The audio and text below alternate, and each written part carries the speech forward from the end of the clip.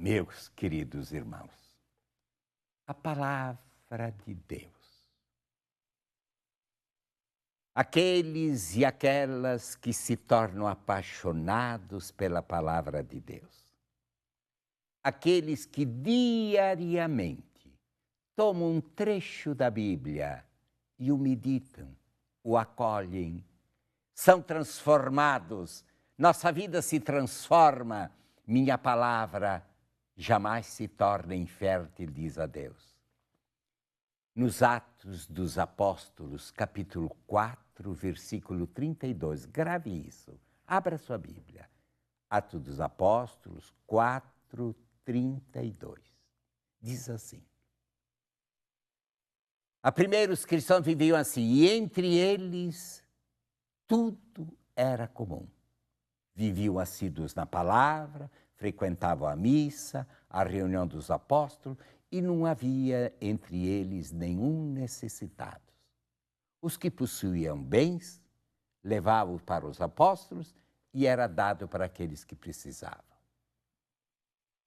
Diante dessa radiografia da vida dos primeiros cristãos que foram tocados pela presença de Jesus, real, verdadeira, pela sua morte, pela ação do Espírito Santo.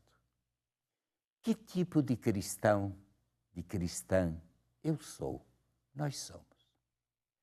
Somos frequentadores da palavra de Deus? Que lugar ocupa a Bíblia em nossa vida?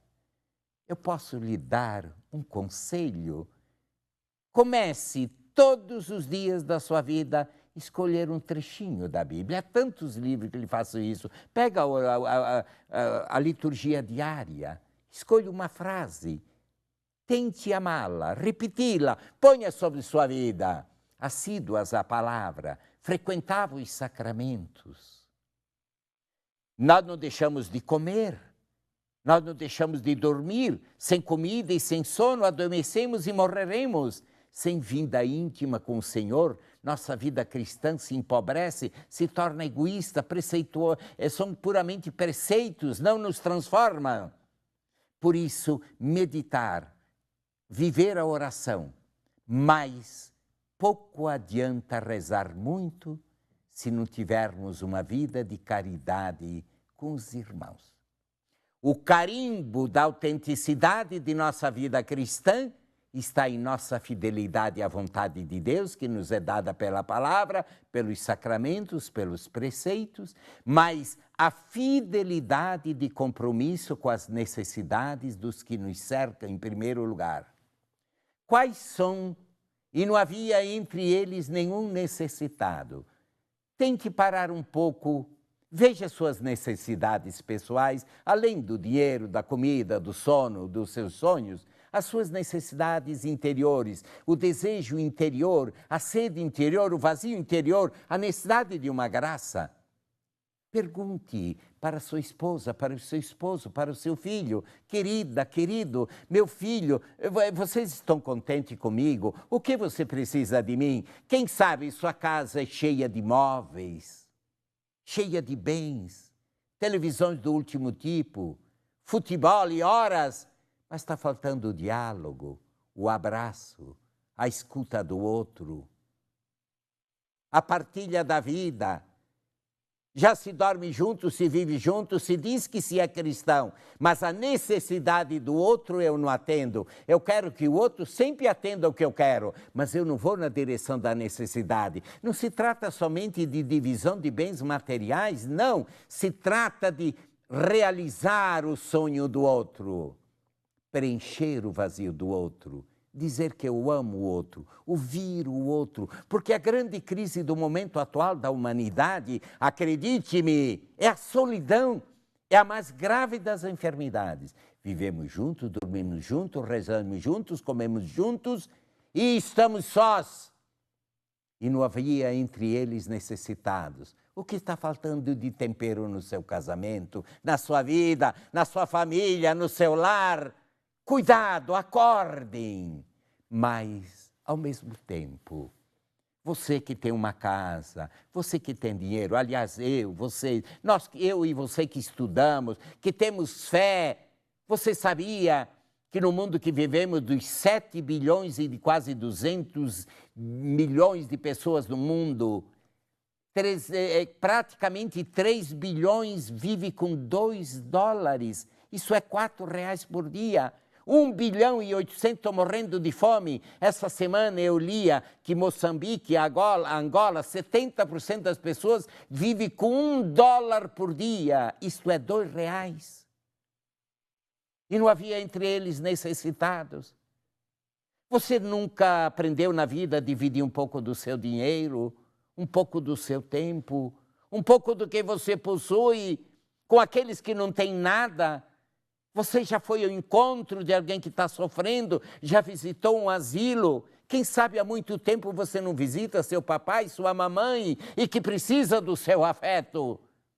E entre eles não havia nenhum necessitado. Cuidado.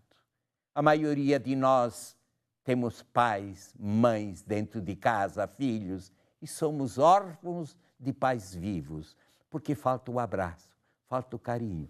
Nossa Igreja Católica, eu acredito que a maior limite da Igreja Católica não é o anúncio da palavra, como eu estou falando para vocês. Não, não. Nós temos a mais bela doutrina do mundo. A maior enfermidade da Igreja Católica são cristãos que não acolhem mais o irmão.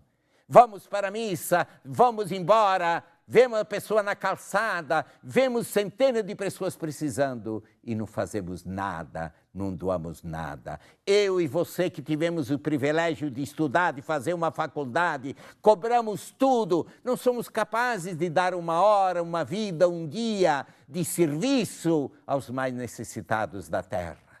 Cuidado, cuidado, meu irmão, minha irmã. Quem diz que ama a Deus e não ama o irmão, se engana, é mentiroso.